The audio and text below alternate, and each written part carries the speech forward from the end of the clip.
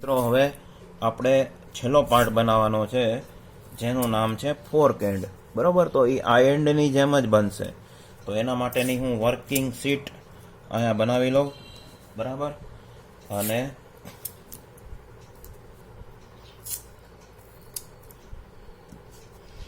ચાલો આ working sheet તૈયાર થઈ ગઈ છે. હવે આ શીટ નંબર 5 કન્ટિન્યુ છે અને પાર્ટ છે ફોર્ક એન્ડ. તો ફોર્ક એન્ડને તમારે ગોતવાનો છે, માપ ગોતવાના છે 28નો જ. પણ અહીંથી ધ્યાન રાખીને જુઓ, સેન્ટરથી જમણે કેટલો જાય છે? 105 થાય છે. તો પહેલાં તો એટલું જ કામ કરશું અને બાકીનું કામ પછી કરશું. એટલે આ સેન્ટર લાઈન થોડોક ઉપર દોરવો, કારણ કે જગ્યા વધારે રોકશે. બરાબર, એટલે સેન્ટરથી કેટલું જવાનું છે?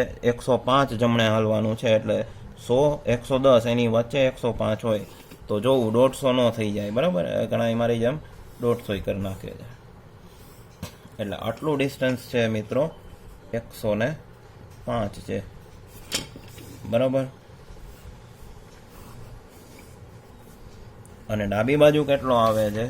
તો અહીંથી જુઓ ધ્યાનથી, 25ની રેડિયસ ડાબે છે. એટલે ત્યાંથી ડાબી બાજુ કેટલા હાલશું? 25. તો અહીંયા એક ટપકું, અને આ સેન્ટર લાઈન દોરી છે, અહીંયાથી એક પેરેલલ આછું પ્રોજેક્શન લઈ લ્યું. એટલે એ કેટલું છે? અહીંથી આટલું 25 રેડિયસ છે. બરાબર, તો હવે એક સેન્ટર લાઈન અહીંયા દોરશું. હવે એમાં મિત્રો માપ કેવી રીતે છે જુઓ જોઈએ. 18 28 18 28નો સ્ક્વેર અને 18 આવા માપ છે. તો આપણે શું કરવું પડશે? એક મેઇન સેન્ટર લાઈન લેવી પડશે. માનો કે અહીંથી આપણે સેટ કરીએ, જુઓ અહીંથી આ 18, પછી પાછું 0 લઈ લેવાનું, 28 અહીંયા, અને અહીંયાથી પાછું 18. બરાબર, અહીંથી આપણે શરૂ કર્યું. તો હવે અહીંયાથી પ્રોજેક્શન પહેલાં જ લઈ લ્યો. જુઓ અહીંથી આપણે ડ્રોઈંગ શરૂ કરી દઈએ. આટલું માપ કેટલું છે? 18. પછીનું માપ કેટલું છે? 28. પછીનું કેટલું છે? 18. તો જુઓ આ આપણે અહીંયા કેટલા છોડ્યા? આ 18 છે, આ 28 છે, આ 18 છે. બરાબર, હવે આ 28 છે એનું અડધું એટલે કે 14. 14 એક સેન્ટર લાઈન બનાવવાની છે આડી. બરાબર, એક સેન્ટર લાઈન આડી.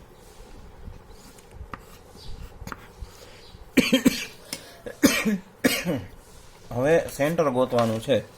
તો અહીંથી જુઓ જોઈ, અહીંથી 25 + 5 છે. ત્યાં બે રેડિયસ છે, એક 14ની રેડિયસ છે અને બીજી 32ની છે. તો એ ઓટોમેટિક આવી જશે. એટલે પહેલાં 25, એટલે એ કેવું છે? આ જગ્યાએ આપણે ઊભા છીએ, ત્યાંથી હાલો 25 એટલે આટલું, અને એમાં બીજા 5 ઉમેરો એટલે આટલું. ત્યાં આવશે એક બીજી વર્ટિકલ મેઇન સેન્ટર લાઈન. અહીંથી જ્યાં આપણું ડ્રોઈંગ શરૂ થશે. તો હવે ત્યાંથી કાંઈ નથી કરવાનું. આ સેન્ટરથી આટલી રેડિયસ લઈ અને એક અહીંયા આમ, અને બીજું અહીંથી આટલું જ, અને અહીંથી આટલું. બરાબર, તો હવે વધારાની કારીગીરી ભૂસી નાખીએ. આ રબર ઘડી ઘડી વયું જાય છે, આને ભૂસો, આને ભૂસો. એટલે જુઓ આપણું કામ થઈ ગયું. હવે ખાલી આ ચીપિયો દેખાતો કરવાનો છે. લ્યો, બીજું કાંઈ એમાં છે નહીં. બરાબર, આ થઈ ગયું. પછી અહીંથી આમ, અહીંથી આમ, અને આ સેન્ટર લાઈનને દેખાતી કરી દઈ. બરાબર, હવે જો ઓલી રેડિયસ આપી હતી અહીંથી આપી દઈ. આ બહારની રેડિયસ માપશો તો ઓટોમેટિક એ R32ની જ આવશે, અને અંદરની ઓટોમેટિક આ 14ની જ આવશે. બરાબર, અને આ જે ડિસ્ટન્સ છે એ 25 + 5 એટલે 30નું છે. તે તો ડાયરેક્ટ 30 લખો તો હાલે. અને આ સેન્ટર લાઈનથી 12.5 હવે પાર્શિયલ સેક્શન લેવાના જ છીએ. તો પહેલેથી જ ફૂલ લાઈન ઠોકી દેવાની. બરાબર, અહીંયાથી આમ આમ. આ શેના માટે છે? આ હોલ તો કે આમાંથી ઓલી પિન પાસ થવાની છે. તો અહીંયા સુધી આપણે આમ આ પાર્શિયલ સેક્શન અહીંયા લીધો, બરાબર. પછી એને જવા દેવાનું અહીંયા સુધી, જુઓ, કારણ કે ચોપડીમાં અહીંયા સુધી દીધો છે, બાકી અહીંયા હાલે. એટલે અહીંયાથી આમ 45 ડિગ્રીએ ઓમાં દીધી હતી એની વિરુદ્ધ જોઈ લેજો, બરાબર. આમ આ હેચિંગ છે એ એક્સટેન્ડ કરી દો આ સેક્શન સુધી, પાર્શિયલ સેક્શન લીધો. એટલે હું એનું કામ હું કોક પૂછે તો કે ભાઈ ડોટેડ લાઈન ડિલીટ થઈ જાય, એની બદલે ફૂલ લાઈન દેખાય. એમાં હતું હું બીવો જો હું, એટલે આ થઈ ગયું. હવે ઓલી 36 વાળી કરામત અહીંયા કરવાની છે. એટલે ભાગ પાડ્યા હતા એમ, આ 36 આવે અહીંયા સુધીમાં લઈ લેવો, ઓલો નહીં તો નળ છે પાર્શિયલ સેક્શન. એટલે અહીંથી આ કારીગીરી કરી નાખી. પછી ઉપરથી હાથ લ્યો અને નીચેથી હાથ લ્યો અને આ એક લંબચોરસ પૂરું કરી દો. પછી એમાં સર્કલ માસ્ટરને બોલાવો. ક્યાં ગયા સર્કલ માસ્ટર? માન મોંઘા છે. હવે એમાં 14નો ડાયામીટર એટલે હાથની રેડિયસ વાળું સર્કલ એક કરવાનું છે. આ 7 અને અહીંથી આ 7. હવે અમારે સોસાયટીમાં ભંગારવાળો આવ્યો છે, બરાબર, એટલે એનો અવાજ અહીં મિક્સ આવશે તો માફ કરજો. હવે અહીંથી 2 મિલીમીટરના અંતરે એક લાઈન લઈ લ્યો. જો આ ધ્યાનથી જુઓ, આ બધાને આવડતું નથી હરખાય, એમાં પ્રેક્ટિસ કરો. તો આ જો આ મિડ પોઈન્ટ દેખાય છે, અહીંયા એક આમાં આર્ક લ્યો ને ભાઈ, આ મિડ પોઈન્ટ છે, અહીંયાથી આર્ક લ્યો અને અહીંથી આર્ક લ્યો. પછી આ 2 મિડ પોઈન્ટ છે એને જોડી દો. પછી જે આ જો ભાગ બન્યો ને એને તમારે શું કરવાનું છે? ઘૂંટી નાખવાનું છે, બરાબર. પછી અહીંથી 12.5 ઉપર, 12.5 નીચે અને 15 mm બહાર આ એક તગડો બનાવો અને આને બંધ કરી દો અને અહીંયા લઈ લ્યો હેચિંગ. અને એ ડાયામીટર કેટલો છે? તો કે ભાઈ 25 છે. આ શેનો સિમ્બોલ છે? યાદ આવી ગયો, બ્રોકન સેક્શનનો સિમ્બોલ છે, બરાબર. એટલે હવે ઓલું 28નો સ્ક્વેર છે એ હવે આપણે ક્યાં લખવું પડે? અહીંયા જ લખવું પડે, કારણ કે આટલું માપ તો 36 છે ભાઈ, આ 36 છે. અને થોડીક બોર્ડર બનાવી દઈ એટલે દેખાતું થાય, બરાબર. તો હવે સ્ક્વેર છે ને અહીંયા લખવો પડે, જુઓ આટલા ભાગમાં 28 સ્ક્વેર. પછી તો ભાગ ઓક્ટાગોનલ છે, એટલે મેં કર્યું છે અહીંયા જ કરજો, નહીં તો ન ખબર પડતી હોય તો પછી ગોટો થાય. આ કેવો છે એન્ડ? તો કે આ ઓક્ટાગોનલ એન્ડ છે, અષ્ટકોણ, ઓક્ટાગોનલ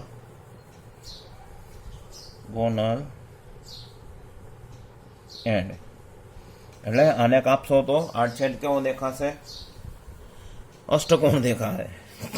અને આ અહીંયા ખાલી માપ આવશે આ 18 અને આ 18, બરાબર. એટલે આપણો ફ્રન્ટ વ્યૂ થઈ ગયો છે. હવે ટોપ વ્યૂમાં કાંઈ છે નહીં. ટોપ વ્યૂ તો ઓલો કર્યો તો અગાઉ એવો જ આવશે. હાઇટ કેટલી આવશે? 28ની, બરાબર. એટલે અહીંથી 28નું પ્રોજેક્શન લઈ લ્યો અને એક લંબચોરસ પહેલાં બનાવી નાખો. આ લંબચોરસ બની ગયું. હવે એમાં સેન્ટર લાઈન લ્યો, 14 સેન્ટર લાઈન આવશે, આ 14ની સેન્ટર લાઈન, બરાબર. પછી આ 36નું પ્રોજેક્શન લઈ લ્યો, ઉપરથી 7 મૂકી દો. આ કેટલું છે? 7. આ 14 ને આ 7, એટલે ઉપરથી 7નું પ્રોજેક્શન લ્યો અને આ નીતળીએથી 7નું પ્રોજેક્શન લ્યો, બરાબર. હવે આ રેક્ટેંગલ બંધ કરો. હવે એમાં 7ની રેડિયસ કરવાની છે. આ ચોથા ભાગનું છકેડું, આ ચોથા ભાગનું છકેડું, બરાબર. અને પછી શું કરવાનું? અહીંથી 2 mm અગાઉ. પછી અહીંયા ઓલી કારીગીરી કરવી પડશે ને, આમ, બરાબર. પછી અહીંથી આ બંધ. હવે જે આ ભાગ છે કોરો એને ઘૂંટી નાખો. પછી આ સેન્ટર ખેંચો, એમાં ડાયામીટર 25, સેન્ટરથી 12.5 ઉપર, 12.5 નીચે એક તગડો બનાવો. પછી ઉપર જુઓ, નીચે બંધ કર્યું તો આમાં ઉપર બંધ કરી દો, હોય શું?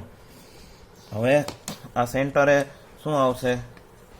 ડાયામીટર 25નું એક સર્કલ આવશે, બરાબર. આ ડાયામીટર 25નું સર્કલ, અને પછી આ રેડિયસ 25નું સર્કલ.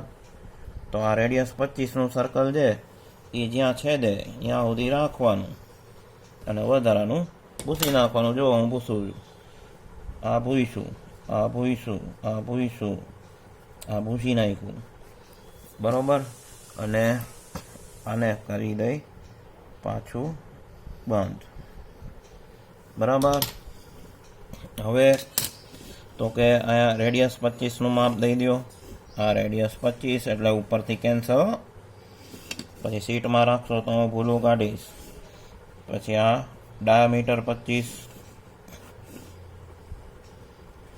બરાબર. અને આને આપણે આમ રાખી દઈ. પછી આને ઘૂંટી નાખો, આને ઘૂંટી નાખો. હવે જો આ 28 સ્ક્વેર અહીંયા ન ગમતું હોય તો અહીંયા ન ગમતું હોય એટલે અહીંયા હરખું દેખાતું નથી. લ્યો, ન ગમવાનું શું હોય? 28નો સ્ક્વેર આમ દઈ દેવાનું, જુઓ, પ્રેમથી. અને આ સેન્ટર લાઈન બનાવી નાખો, બરાબર. એટલે આ થઈ ગયો આપણો ફ્રન્ટ વ્યૂ, આ થઈ ગયો આપણો ટોપ વ્યૂ.